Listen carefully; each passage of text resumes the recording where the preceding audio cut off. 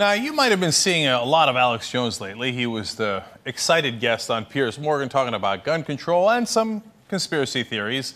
Well, he's going to join us now. He's, of course, the star of The Alex Jones Show. It is nationally syndicated through a lot of the radio stations in this country. And Infowars.com is a very popular website that he's involved with as well. Alex, thanks for joining us on the Young Turks.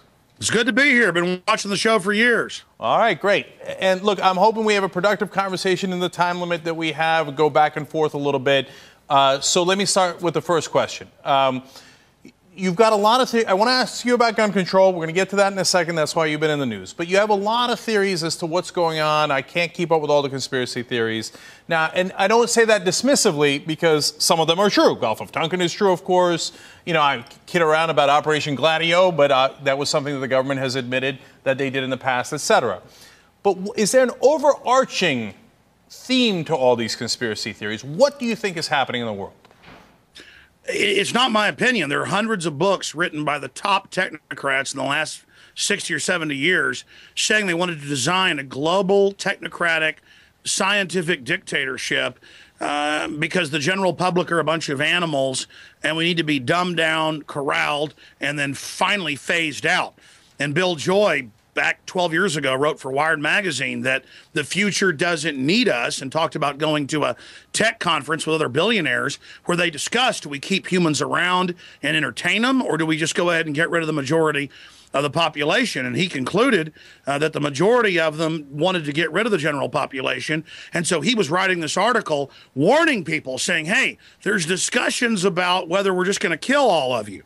And the public said, okay, go ahead and kill us, because they just can't imagine that the establishment is this evil. Look, we're becoming an authoritarian country. We're losing our liberties. The NDAA, the warrantless wiretapping, the GMO, all of it. We're entering a dystopic nightmare, and I yell and scream to try to get people out of their trance. That's why I do that on purpose, is to get people out of the trance they're under. Now, Alex, when you are concerned about government and its reach into our private lives and a violation of our rights like the NDAA, et cetera, I'm just as concerned. So, you know, I hear you on that completely. But when you start talking about this global conspiracy, you obviously lose me, right? And it doesn't mean I'm right and you're wrong, but I think to a lot of people it's going to seem a little unbelievable. So flesh it out for me, including to me, honestly. It seems unbelievable to me. So who is it that wants to do this dystopia? Who are these puppet masters or whoever they are? And how many of them are there? And why do they want to kill us? I don't get that part. Well, the time I interviewed him, he was the head of the Kissinger group, Rothkopf. He wrote Superclass about 5 years ago. You should interview him. And he said he came on my show to try to convince me global government's the way to go. He said there's 6,000 super gophers that run the whole planet, but there's less than 20 families that own it, and that they're busy mopping up the final countries that were sovereign, and that they're bringing in world government. I mean, there are thousands of articles in the Times of London, Newsweek, Time Magazine, announcing global government run by technocrats, and it's a scientific dictatorship. And if they're successful with their New World Order, people are going to wish later they would have listened and stopped this. These are 170 IQ, top scientists hired by the old robber baron families, the Rothschilds, the Rockefellers, all of them, on record, those old names. You can look up 10 years ago, the Rothschilds and Rockefellers merged their corporate businesses. Last year, they merged their family businesses. People are like, oh, Rothschilds, Rockefellers, ha, ha, ha. These are the families funding all these major world government moves. These are the people funding global zoning under Agenda 21 that is designed to make it impossible to be middle class. They want you poor and controlled.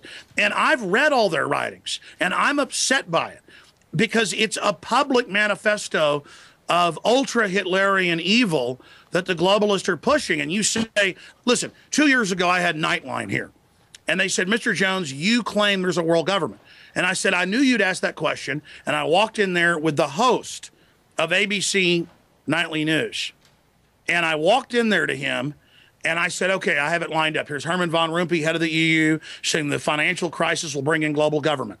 And then here's Gordon Brown saying it. And here's books written Alex, by you're making a huge jump. You see, that's the thing. I mean, I profoundly disagree with you. You might not be surprised by that.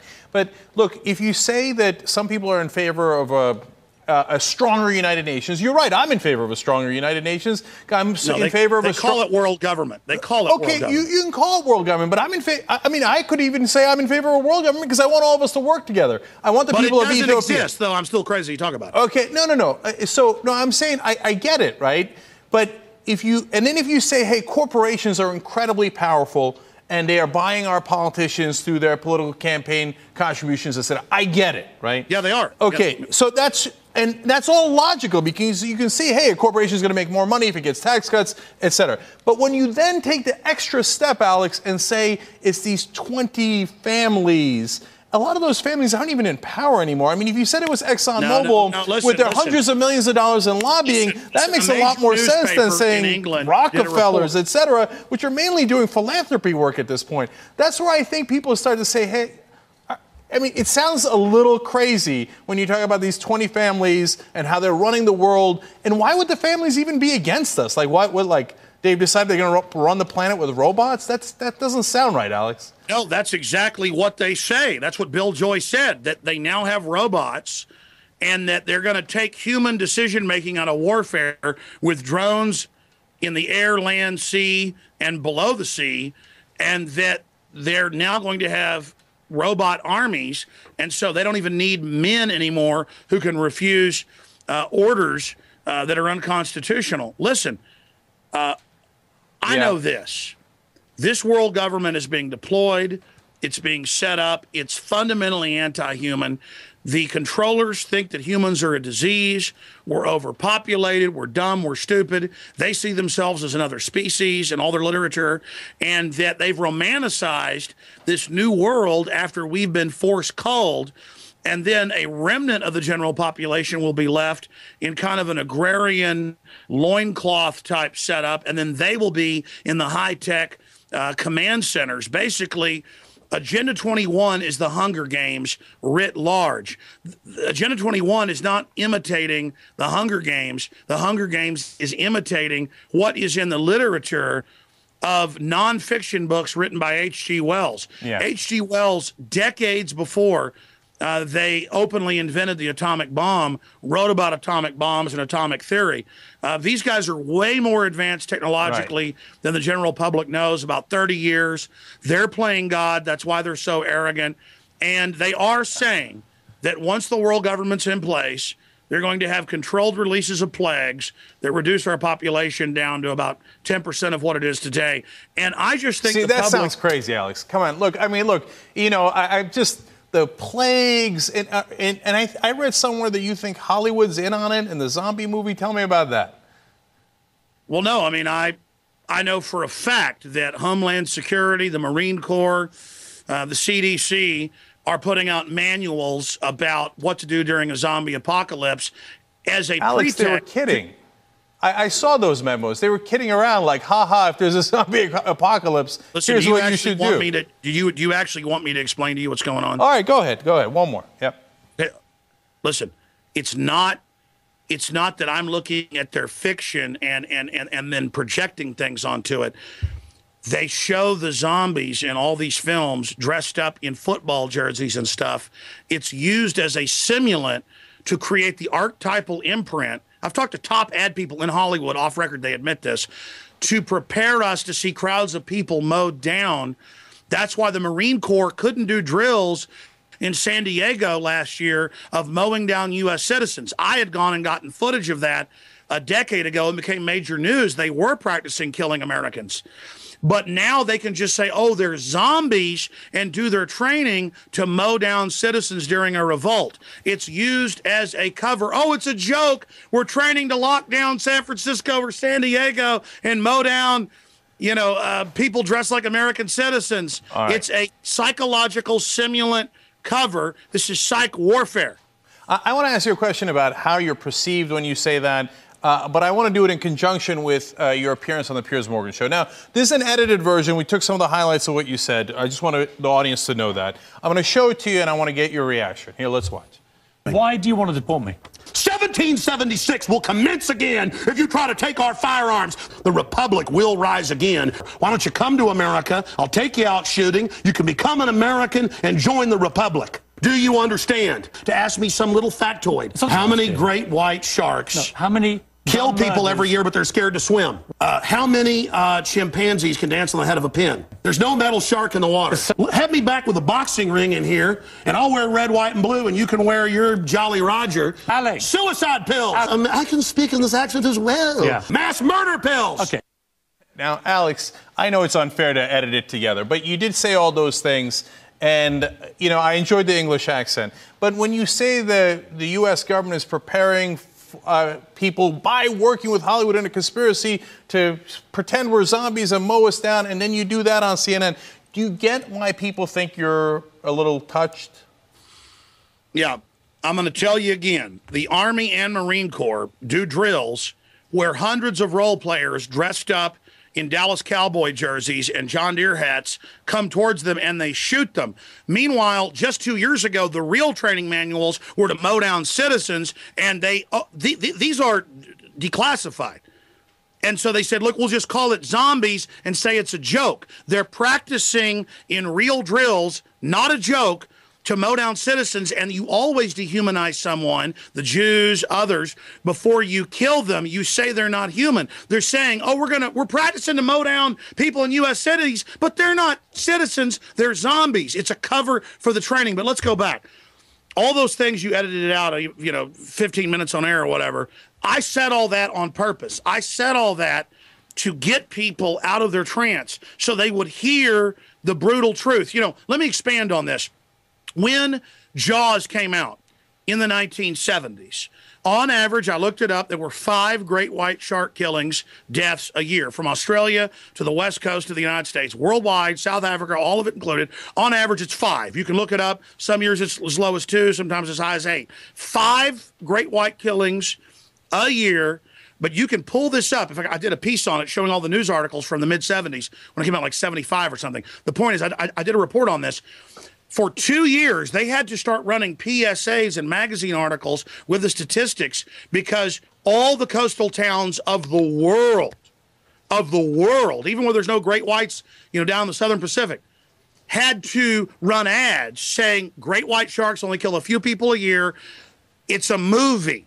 So that movie made people not go swimming worldwide and killed about half the business for 2 years. And some actuaries show have cut back people going to the beach upwards of 10% 30 plus years later. It's the same thing with the guns. Statistically, to be killed by a semi-auto firearm in a school is incredibly rare. 88 people a year in mass shootings total, less than 30 of those in school shootings. It's still terrible, a tragedy, but they take it and they project it. But when Obama kills little kids with a drone, it's just collateral damage. There's no fake crying.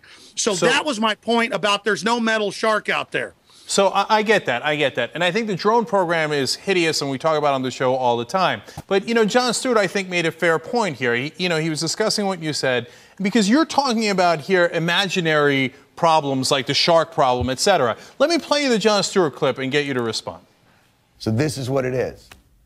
Their paranoid fear of a possible dystopic future prevents us from addressing our actual dystopic present. We can't even begin to address 30,000 gun deaths that are actually, in reality, happening in this country every year, because a few of us must remain vigilant against the rise of imaginary Hitler. So you're worried about the imaginary sharks, and I think he makes a good point. You're worried about the zombies and I don't want to say it in a dismissive way, but you're worried about the government taking over when they haven't.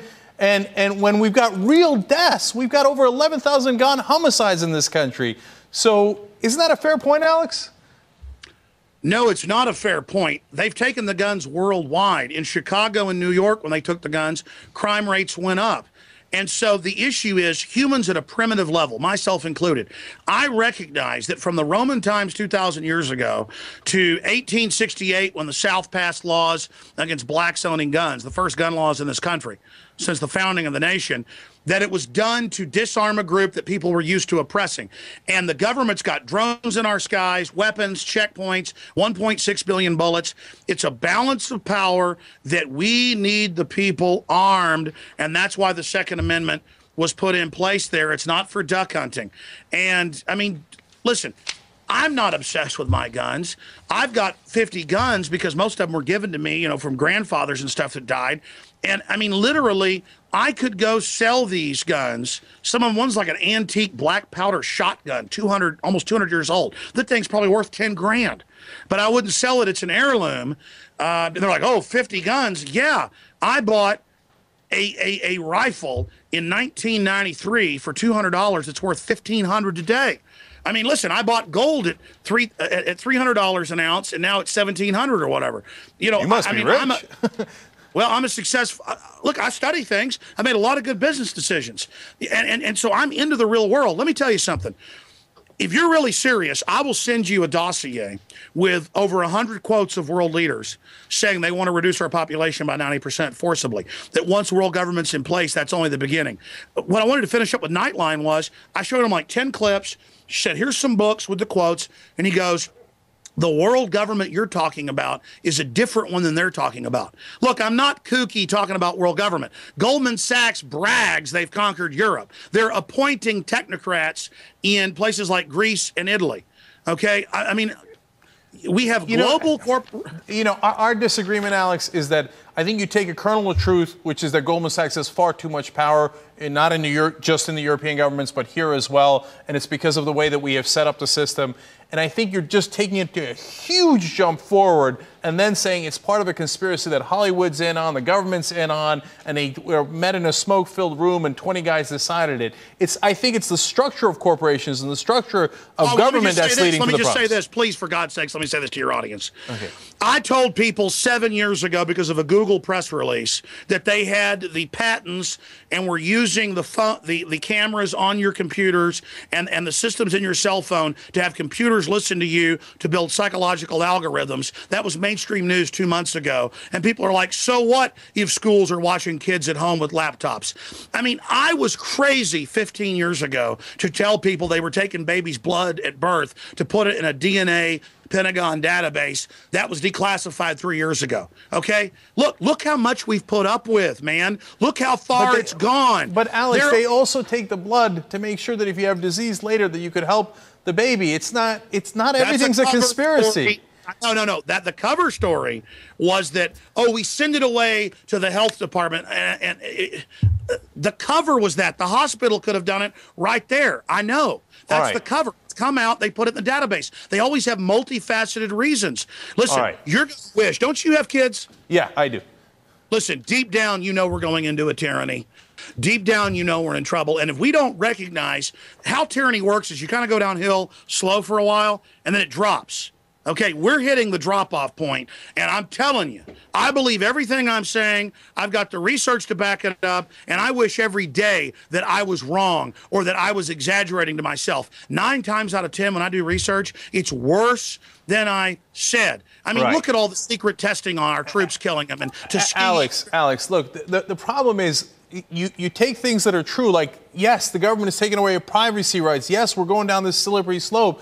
But then you give it a twist that then I'm afraid turns off people, and that isn't, well, obviously I don't think it's true. So that's our disagreement. Let me give you Glenn Beck, who's, of course, a big conservative, et cetera. And he's got a unique theory that you're part of the conspiracy to make gun control, people who are pro-gun seem like the bad guys. Let me run it for you. Why would Piers Morgan have this guy on? Well, because Piers is trying to have gun control, and he's trying to make anybody who believes in guns and believes in the Second Amendment as not something about sports, but to be able to be a deterrent to an out-of-control government, look like a madman. I'm just going to let you flat out respond to that.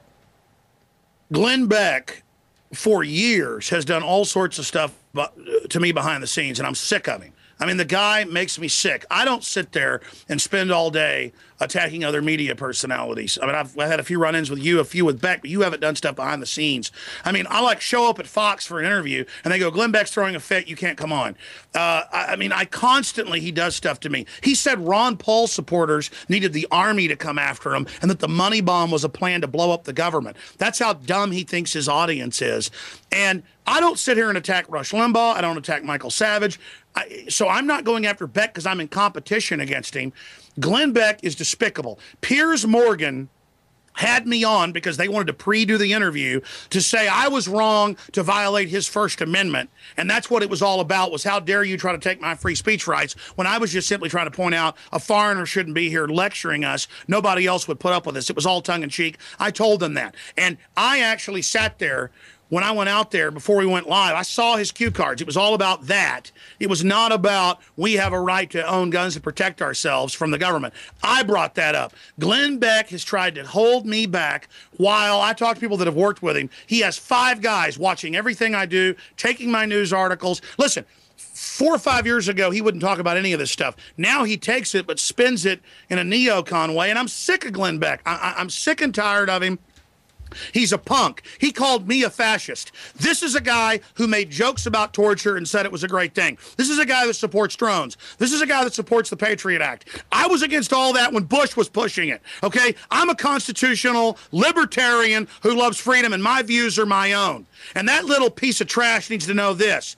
He tries to play this collectivist game of, oh, he doesn't speak for us, he's trying to speak for us. Hey, you jackass mainline conservatives don't speak for me.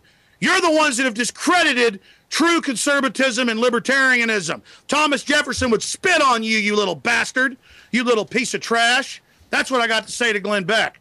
I'm sick of him. And by the way, you haven't held me back, punk. You're not stopping my signal going out. And I saw that 15-minute clip where he attacked me. They look scared because they're a bunch of Nelly punks who can't stand the fact that I'm the one that's turning the ship around. I'm the one that's got all the conservative hosts aping my information and my talking points because I'm original and I've done the real research. Okay? I'm leading the pack, and all these fake jackass conservatives know it. They know it, and they can't stand it. Alex, sometimes we get revved up. I get revved up sometimes, but you do it quite often. I mean, I don't mean this in an insulting way, but have you ever sought mental health treatment? Is that? Yeah, you know what? America needs mental health treatment if they don't have a pulse. We're going into tyranny. We're giving $85 billion a month to foreign banks to bail out their fake derivatives that have infected our entire Social Security system. I'm angry about that. Man, listen, it was anger that founded this country. I'm the nicest guy with my children. I'm the nicest guy changing old ladies' tires. But I start thinking about the BS of somebody calling me a fascist because I got a pulse. Paul Revere rode through the night screaming, to arms, to arms. The redcoats are coming. The British are coming. He said, get ready to kill people. George Washington signed death warrants on people and ordered people sniped. I'm not calling for that. The average American is the one that has the problem, who hears somebody red-blooded who has energy and who is angry. I'm in this to win it. I'm risking my life. I live in the real world. I've got a big heart pumping red blood through my veins. And I'm angry. And I'm focused. And listen, Governor Cuomo wants the guns. He yells and screams, and they all rally. They tell us not to get angry because they know that's where the victory is. They know that's where the success is. They know that's where the energy is. Okay? So I'm here to rally the Republic to awaken. Okay? I'm somebody that works 18 hours a day. I'm somebody who reads philosophy. I'm somebody who has awakened my mind. I'm somebody who's built my own media empire from nothing. And that's the American dream. That's what people should aspire to. And if it's mental illness to love liberty and to be angry, well, then I am. If I teleported back to the Aztecs 2,000 years ago, 1,500 years ago, and they were chopping kids' hearts out every morning, and I walked over and said, this is crazy. The sun will come back up. You don't have to sacrifice 50 kids. They'd say, man, you're crazy. You're loco. Well, you know what? I'll tell the Aztecs they're loco. I'll tell Hitler he's loco. I'll tell Lenin he's loco. I'll tell all these tyrants they're loco. And I'll tell people that, hey, don't like me getting angry? What Patrick Henry said, crouch down and lick the hand that feeds you. May your chains set lightly upon you, because I'll say what Colonel Travis said at the Alamo: victory or death. That's extremism, isn't it? Knowing a force of 10,000 people was coming, and he had 180. That's right. That's what this is. It's commitment. It's really living. It's loving innocence and the children enough to be willing to be a real man. That's what it's all about. All right. I think the message is loud and clear, although I'm pretty sure the Aztecs didn't speak Spanish. But nonetheless, I get your point. Alex Jones Show. They spoke Mayan. The point is, it's a joke. I know. You can find the Alex Jones Show in a lot of the markets in the country. You can also find Alex at Infowars.com and also on YouTube, too. Alex, thanks for joining us on the Young Turks and giving us your perspective. I appreciate it. And you're going to come on my radio show, you promised. All right. It's a deal. Hi, this is Cenk Uygur. To see more of the Young Turks, go to current.com/getcurrent to make sure you get current TV.